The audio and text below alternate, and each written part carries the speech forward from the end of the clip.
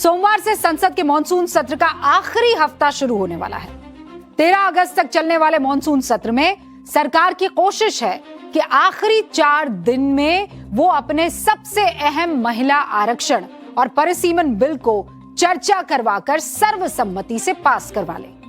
लेकिन उसके सामने सबसे बड़ी दिक्कत नंबर गेम की है, क्योंकि इन दोनों ही बिल को पास करवाने के लिए संविधान संशोधन करना होगा और संविधान संशोधन के लिए चाहिए 2/3 बहुमत। वो तभी संभव है जब सरकार को विपक्ष का भी साथ मिले, क्योंकि सरकार के पास जरूरी 2/3 मेजॉरिटी अभी नहीं है और इसीलिए सरकार की तरफ से किरेन रिजिजू मोर्चा संभाले हुए हैं। वो लगातार विपक्षी दलों के साथ समन्वय बनाने की कोशिश कर रहे हैं। संसदीय कार्य मंत्री किरेन रिजिजू लगातार विपक्ष के नेताओं के संपर्क में हैं ताकि सहमति का रास्ता तलाशा जा सके।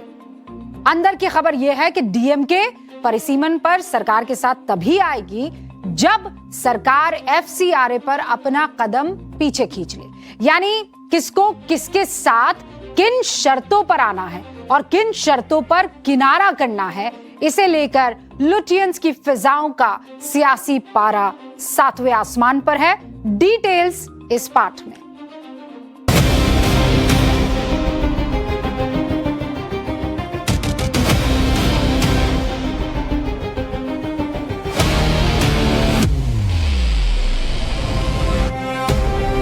परिसीमन बिल संसद की सीटों और चुनाव क्षेत्रों के लिए एलोकेशन यानी निर्धारण से जुड़ा है। सरकार इसे संवैधानिक जरूरत बता रही है। विपक्ष का आरोप है कि सरकार सीटों के परिसीमन में अपने वोट बैंक के हिसाब से बंटवारा करेगी, जबकि दक्षिणी राज्यों का कहना है कि इस नई व्यवस्था से उनकी राजनीतिक हिस्सेदारी घट सकती है। बस इसी ट्रायंगल में परिसीमन बिल फंसा हुआ है और परिसीमन के बिना महिला आरक्षण बिल का रास्ता भी नहीं निकल पा रहा। हालांकि महिला और परिसीमन बिल पर सरकार का स्टैंड एकदम साफ है। डिलिमिटेशन, वुमेन रिजर्वेशन बहुत महत्वपूर्ण मुद्दे हैं। अब वो कहते हैं कि डिलिमिटेशन, वुमेन रिजर्वेशन को कांग्रेस विरोध करते हैं, तो ये तो एक तरीके से देश के महिलाओं के साथ धोखा है। तो सब मालूम है, हम लोग का कमिटमेंट को तो सब जानते हैं। प्रधानमंत्री जी ने बार बार कहा है कि महिलाओं को उनका अधिकार देके हम रहेंगे, और कांग्रेस इसको बार बार विरोध कर रहे हैं। कांग्रेस को झेलना पड़ेगा ये महिला विरोधी होने का। संसदीय कार्य मंत्री किरेन रिजिजू ने साफ कर दिया कि महिला आरक्षण और परिसीमन बिल का विरोध करने वाली कांग्रेस को उसका खामियाजा भुगतना होगा। हालांकि लोकसभा में 22 और राज्यसभा में 8 सांसदों वाली डीएमके को साधने के लिए सरकार लगातार मंथन कर रही है। अगर सरकार अप्रैल में लोकसभा में पेश किए गए बिल में 3 जरूरी बदलाव करके कानून में संशोधन करती है तो डीएमके समर्थन देने पर विचार कर सकती है। समर्थन के लिए डीएमके ने सरकार के सामने 3 शर्तें रखी हैं। डीएमके की पहली शर्त यह है कि जनगणना के आधार पर सीटों की संख्या पर लगी रोक अगले 25 साल तक जारी रहे। अभी राज्यों की लोकसभा सीटें 1971 की जनगणना के आधार पर तय हैं, जो व्यवस्था 2027 की जनगणना के बाद खत्म हो जाएगी। डीएमके चाहती है कि इसे 25 साल और बढ़ाया जाए, यानी जनसंख्या के हिसाब से परिसीमन को 2052 तक टाल देना चाहती है डीएमके। दूसरी शर्त, नए बिल में सभी राज्यों के लिए लोकसभा की सीटों में 50% की एक समान बढ़ोतरी की जाए, यानी हर राज्य की सीट मौजूदा लोकसभा सीट का 50% बढ़े, न कम न ज्यादा। डीएमके की तीसरी शर्त यह है कि नया कानून पेश किए जाते वक्त तमाम संशोधित सीटों की लिस्ट भी प्रकाशित की जानी चाहिए। डीएमके चाहती है कि कानून में साफ साफ बताया जाए कि किस राज्य को कितनी सीटें मिलेंगी, यानी बिल में हर राज्य की सीटों की संख्या पहले से लिखी जाए। सभी राज्यों के लिए लोकसभा सीटों में 50% की एक समान बढ़ोतरी वाली डीएमके की शर्त पर केंद्रीय गृह मंत्री अमित शाह ने अप्रैल में संसद में परिसीमन से जुड़ा बिल पेश करते समय ऐसा करने का वादा किया था। परिसीमन आयोग का एक नियम है कि हर कॉन्स्टिट्यूएंसी में जाकर पब्लिक हियरिंग देना होता है। तो 543 कॉन्स्टिट्यूएंसी का पब्लिक हियरिंग 26 के मध्य से लेकर 29 तक हो नहीं सकता और 27 तक जनगणना के आंकड़े नहीं आ सकते। तो स्वाभाविक है, अगर हम 29 का चुनाव नारी शक्ति वंदन अधिनियम के स्पिरिट के साथ कराना चाहते हैं, इस देश के 50% मतदाताओं को इस महान सदन में 33% आरक्षण देना चाहते हैं, तो अभी ही ये लाना पड़ेगा। यानी डीएमके की तीनों शर्तों पर सरकार लगभग तैयार है, कहीं कोई दिक्कत नहीं है। तो सवाल यह है कि दिक्कत है क्या? दिक्कत है FCRA। इन तमाम शर्तों के अलावा अंदर की खबर यह है कि डीएमके लगातार FCRA बिल के संशोधन का विरोध कर रही है। डीएमके किसी भी हाल में FCRA कानून को पास कराने को तैयार नहीं है। इसे लेकर दिल्ली में जबरदस्त प्रेशर पॉलिटिक्स देखी जा रही है। डीएमके परिसीमन बिल पर समर्थन के लिए केंद्र सरकार पर FCRA बिल को टालने का दबाव बना रही है। यानी डीएमके चाहती है कि सरकार विदेशी फंडिंग को लेकर लाए जा रहे अपने FCRA संशोधन बिल को या तो फिलहाल टाल दे या फिर उसे JPC में भेज दे।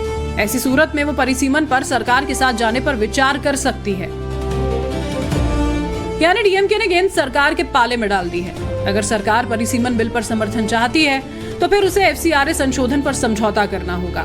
FCRA हम आपको आगे बताएंगे, पहले आपको परिसीमन बिल का पूरा गुणागणित समझाते हैं।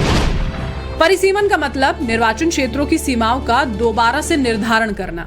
इसका मकसद ये सुनिश्चित करना होता है कि अलग अलग क्षेत्रों की आबादी के हिसाब से सांसद और विधायक चुने जाएं। भारतीय संविधान के अनुच्छेद 82 के तहत हर जनगणना के बाद संसद कानून बनाकर परिसीमन करा सकती है। हालांकि लंबे समय से लोकसभा सीटों के एलोकेशन पर रोक लगी हुई थी, जो 2026 के बाद होने वाली पहली जनगणना के आधार पर खत्म होगी। ये सिर्फ चुनावी सीमाओं का मामला नहीं है, बल्कि संसद में राज्यों की हिस्सेदारी से जुड़ा विषय भी है। अगर जनसंख्या के आधार पर लोकसभा सीटें दोबारा बांटी जाती हैं, यानी कि सीटों का रीडिस्ट्रीब्यूशन होता है, तो ज्यादा आबादी वाले राज्यों की सीटें बढ़ सकती हैं। वहीं कम आबादी वाले राज्यों की हिस्सेदारी कम हो सकती है और इसी वजह से इसे हाल के सालों के सबसे महत्वपूर्ण राजनीतिक सुधारों में गिना जा रहा है। और दक्षिण भारत के राज्यों की सबसे बड़ी टेंशन भी यही है, क्योंकि अगर जनसंख्या के आधार पर सीटों का बंटवारा हुआ तो दिल्ली की सियासत में दक्षिण भारत के राज्यों का दबदबा कम हो जाएगा। हालांकि केंद्र सरकार का कहना है कि किसी भी राज्य के साथ अन्याय नहीं होगा। ये मुद्दा अभी भी राजनीतिक बहस का विषय बना हुआ है और इस पर अंतिम फैसला संसद करेगी। और इसी टेंशन का समाधान 50% सीटों का इजाफा लाकर करना चाह रही है। लेकिन सब कुछ सही चलते चलते बीच में आ गया FCRA में संशोधन विधेयक और अब डीएमके जैसी पार्टियां इसे रोकने के लिए महिला आरक्षण और परिसीमन बिल पर नखरे दिखा रही हैं। क्योंकि डीएमके का असर जिस तमिलनाडु में है, वहाँ 2011 की जनगणना के मुताबिक 44,18,000 ईसाई रहते हैं। दक्षिण भारत में केरल के बाद ये सबसे बड़ी आबादी है। ईसाई मिशनरी FCRA बिल के खिलाफ है। डीएमके पहले से ईसाई धर्म में आने वाले दलितों को आरक्षण देने के पक्ष में रही है। मतलब डीएमके ईसाई वोट को किसी भी हाल में खोना नहीं चाहती। डीएमके के सामने दूसरी चुनौती है जोसेफ विजय, जिनके बारे में कहा जाता है कि वो ईसाई धर्म मानने वाले हैं। और अब डीएमके को डर है कि इस बार बहुमत से दूर रहकर सत्ता में आने वाले जोसेफ विजय अगली बार पूर्ण बहुमत की तरफ न बढ़ जाएं और डीएमके का कोर ईसाई वोट बैंक न टूट जाए। FCRA को रोककर डीएमके ईसाई वर्ग में ये संदेश देना चाहती है कि उनकी असल लड़ाई वही लड़ रही है। इसीलिए डीएमके केंद्र सरकार से परिसीमन के बदले FCRA रोकने का केंद्र सरकार पर दबाव डाल रही है।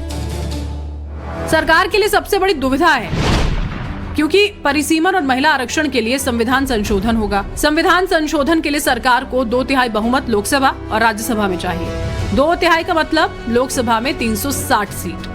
अभी सरकार के पास सब मिलाकर 318 सांसद हैं, यानी 42 सांसदों की कमी अभी सरकार को है, जिसमें से 22 डीएमके के पास हैं। अगर डीएमके पाले में आ जाती है तो सरकार को सिर्फ 20 सांसदों की जरूरत पड़ेगी। शरद गुट के 8 सांसद भी महिला आरक्षण और परिसीमन पर साथ आ सकते हैं। समाजवादी पार्टी चाहती है कि परिसीमन 2027 के यूपी चुनाव के बाद लागू हो। इसके बाद सरकार के पास महज 12 सांसदों की कमी रह जाएगी, जो निर्दलीय और कुछ विपक्षी सांसदों के एब्सेंट रहने से पूरा हो सकता है। यानी इस गणित में डीएमके बड़ा खिलाड़ी है। लेकिन सरकार के लिए FCRA संशोधन विधेयक डीएमके को दूर ले जाने वाला फैसला हो सकता है। पर FCRA को सत्ता पक्ष जिस तरह संस्कृति बचाने का मंत्र बता रहा है, उससे ये नहीं लगता कि सरकार इस विधेयक पर पीछे हटने वाली है। सत्ता पक्ष की तरफ से बीते 2 दिनों में सामने आए कुछ बयान भी सुनिए। देखिए, FCRA कानून तो बहुत जरूरी है और सदन में आशा करता है हम लाएगा उस कानून। कारण फॉरेन फंड जिस ढंग से आ रहा है वो यहीं पर जो उग्रवादी लोग हैं उसको प्रोत्साहन दे रहा है। इसीलिए सिर्फ बंगाल के लिए नहीं, पूरा देश के लिए एक खतरनाक चीज बन गया। इसीलिए इस विषय पे सदन का सारे लोगों को सोचना चाहिए। हमारे सभी बिल राष्ट्र के हित में होता है। ये मोदी सरकार कोई भी बिल हो, चाहे सामाजिक हो और अर्थनीतिक हो, तो उसी तरीके से हमने सब बिल लाया है और सब बिल को बहुत सोच समझ के लाया जाता है। इसीलिए आपने देखा हमारा मैक्सिमम बिल ही सिलेक्ट कमेटी में नहीं गए, वो सीधा यहाँ से पास होके जा रहे हैं।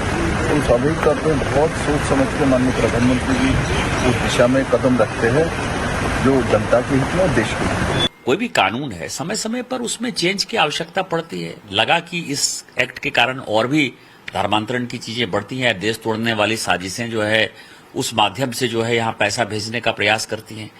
एक ही एड्रेस जो एड्रेस जो है पता नहीं चला, उसमें जो है 20,000 करोड़ रुपए आए और उसका सारा काम जो है केवल धर्मांतरण था। तो इस सारे चीजों पर जो है भारत में भारत के लोगों का अधिकार है, बाहर के लोगों का अधिकार नहीं है। कोई विदेशी तो यदि एक्टिव होते हैं तो ये गलत है। और इसलिए जो अखबारों में पढ़ा है मैंने, मिजोरम के चीफ मिनिस्टर का जो बयान है, ये FCRA बिल जो है ये पास होना जरूरी है। और इस देश में जितने पॉलिटिकल पार्टी है उनको विदेशी ताकतों से अलग हटकर देश के कानून को बनाने का प्रयास करना चाहिए और उसमें सहयोग करना चाहिए।